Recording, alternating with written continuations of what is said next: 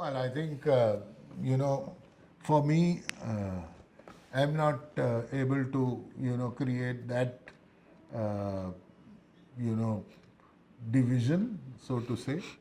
I am happy to collect, and honestly, it speaks to me, and I know that it speaks to a lot of people because the stories embedded in there are told well.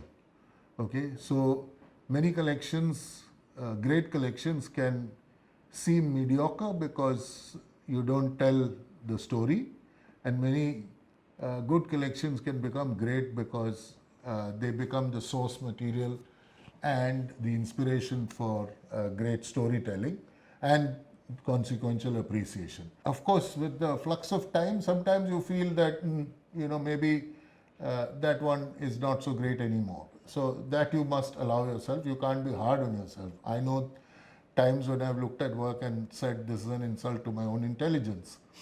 Other times I've actually had fakes, dumped on me by somebody, and unwittingly I've invested in some of that. So these are all part of the journey of collecting.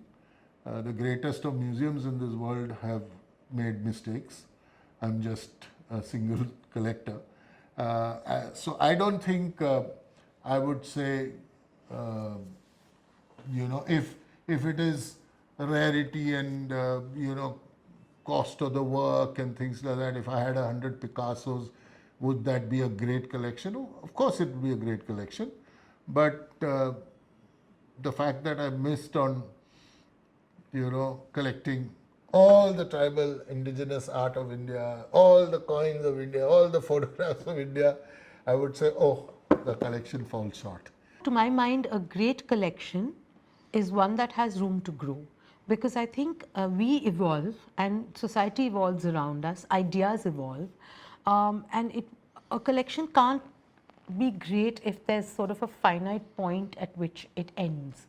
And sometimes what you have to do is you have to be able to let go of some things to make space for more things. And I don't think this is a dilemma just for individual collectors or even, say, people of Paul's stature trying to build a museum. We were at the Uffizi about a month ago, and we saw that one of the things that the Uffizi is now very conscious about is the fact that they have hardly any women painters represented in their collection. There's Artemisia Gentileschi, and that's it. And you have all of these Renaissance painters. And it was not that women didn't paint in the Renaissance, it's not that women haven't painted ever since. And I think it takes, and the Uffizi actually has a sign up saying that, upon reflection and upon thinking about this collection, we feel that we actually need to let go of some of the artworks to make space for more women painters, for more women to be represented.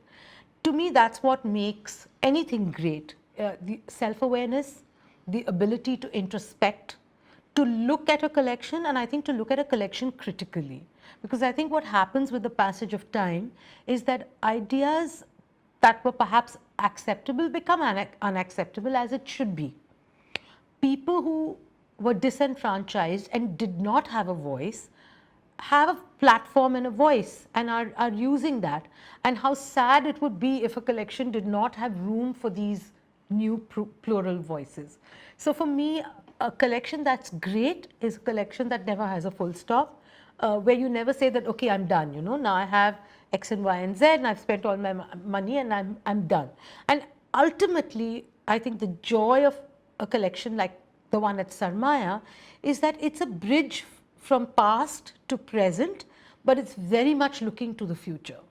And I hope that 10 years from now, Sarmaya represents far more Dalit artists, far more transgender artists, disabled artists, differently abled artists, whatever, the voices that are struggling to be heard. And I think at the end of the day, art is a mirror. Art is a mirror, art is a cocoon, art is a safe place, or it can be. And to me, a great collection is one that makes room for those experiences.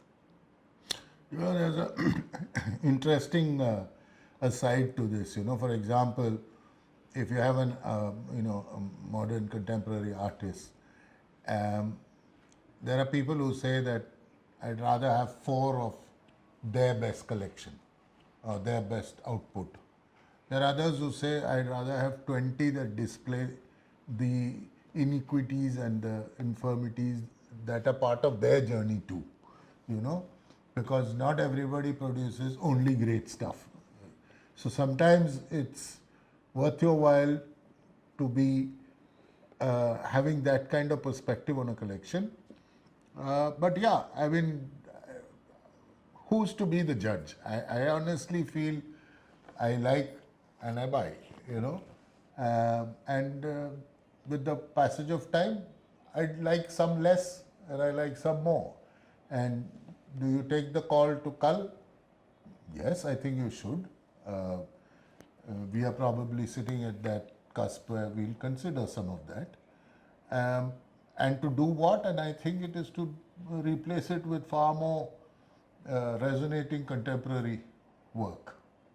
Yeah, or historical works that have, for whatever reason, been considered irrelevant. Yeah. You know, so I think it's both. It's not just creating, it's not only what lies ahead, it's also revisiting what went before.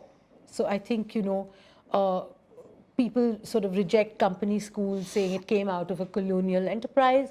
But I think revisiting colonial paintings, company school paintings, and crediting artists and finding other work done by these artists, or looking at other work that was created at that time, these are very important things as well. So I think great collections are those that introspect, are self-aware, have room to grow, are sympathetic. And I think great collections are also ones that allow debate and mistakes and, correction from the outside as well. So I think a great collection is never elitist. It never shuts the doors to anyone's opinion or anyone's ideas. That's a great collection. Subscribe to Sarmaya and be a part of the stories and conversations around art, history, and culture.